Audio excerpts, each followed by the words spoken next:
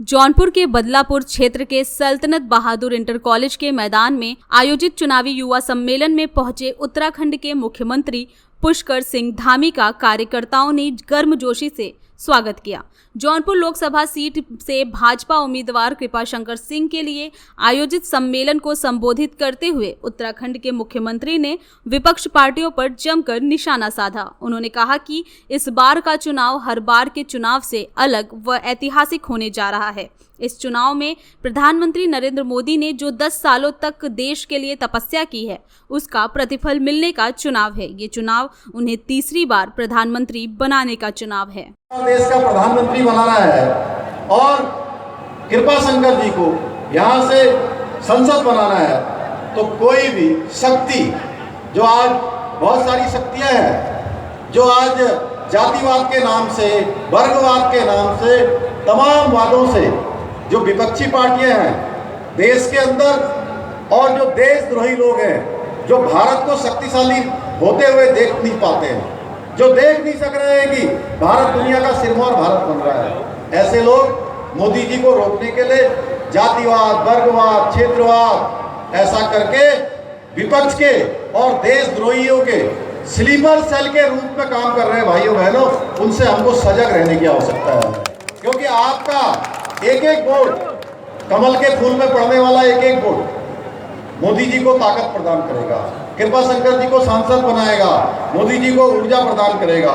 और मैं कह सकता हूं कि आप सब लोगों ने संकल्प ले लिया तो ये जौनपुर में कमल खिलने से कोई नहीं रोक सकता। आगामी 25 मई को होने वाले चुनाव को लेकर तमाम राजनीतिक पार्टियों ने अपनी पूरी ताकत झोंकनी शुरू कर दी है। इसी क्रम में आज भारतीय जनता पार्टी के युवा सम्मेलन बदलापुर में आयोजित किया गया, जहां देवभूमि उत्तराखंड के मुख्यमंत्री पुष्कर सिंह धामी ने पहुंचकर युवाओं में जोश भरा। साथ ही उन्होंने प्रधानमंत्री के नारे 400 पार को दोहराते हुए कहा कि आप सभी युवा मतदाता हैं और आप लोग एक बार फिर कमल का बटन दबाएं। आज जिससे देश आज अग्रणी अवस्था में खड़ा हुआ है, जिसकी पूरी देन मोदी जी की है, मोदी जी गारंटी है, उसको हमको आगे बढ़ाना है। इसलिए आप सभी युवाओं से निवेदन है कि आप लोग फिर मोदी जी के हाथों को मजबूत करें।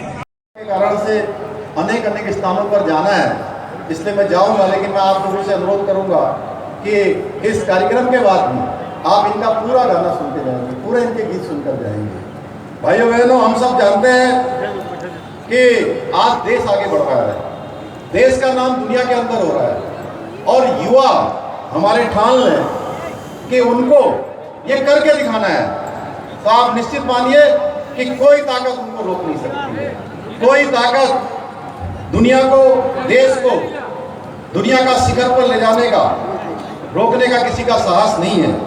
भाइयों बहनों, पिछले 10 वर्ष जिस प्रकार से देश के अंदर अनेक क्षेत्रों में काम हुआ है, देश में आर्थिक, सामाजिक, इंफ्रास्ट्रक्चर, साइंस एंड टेक्नोलॉजी के क्षेत्र में देश आगे बढ़ा है, उससे साफ पता चलता है कि देश का युवा सजग होकर मोदी जी जिस दिशा में देश को ले जाने का काम कर रहे हैं, युवा उस दिशा में चल रहा है, कदम से कदम मिला रहा है। एक गंतव्य की जो यात्रा हमारी चल रही है, उस यात्रा में हम सब सहयोगी हैं, हम सब लोग उस पथ के सारथी हैं, उस पथ के सहायक सहयोगी हैं। भाइयों बहनों, आज मोदी जी के नेतृत्व में हमारा देश विश्व के मानचित्र में एक नई पहचान बन रही है।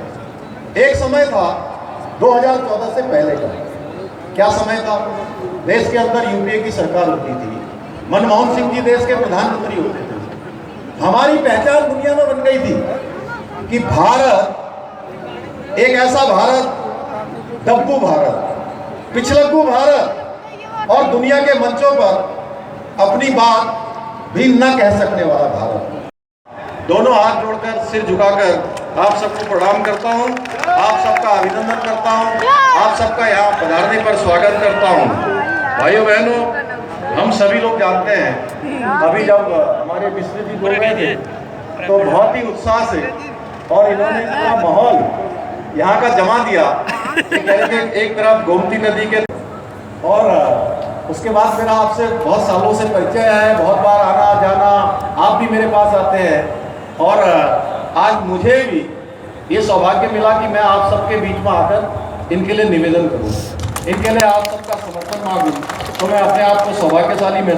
जातिगत आंकड़े उसको कैसे देखते हैं? देखिए, ये देश के अंदर जो तुष्टीकरण का खेल चला है, इन परिवारवादी पार्टियों ने, भ्रष्टाचार की पार्टियों ने, कांग्रेस और इंडी गठबंधन के लोग इसके लिए जिम्मेदार हैं, क्योंकि इनकी देश के अंदर 60 वर्षों तक इनकी सरकारें रही हैं और इन्होंने हमेशा तुष्टीकरण को बढ़ावा दिया है। इन्होंने हमेशा बहुसंख्यक जो हिंदू हैं उनको कहीं ना कहीं हतोत्साहित करने का काम किया है, उनका कभी प्रोत्साहन नहीं किया। उसी का परिणाम है कि जनसंख्या में इतना बड़ा परिवर्तन हुआ है। देश के लोग सपा बसपा ये सब पार्टियां अपना अस्तित्व बचाने के लिए नहीं लड़ रही, कहीं जीतने के लिए नहीं लड़ रही।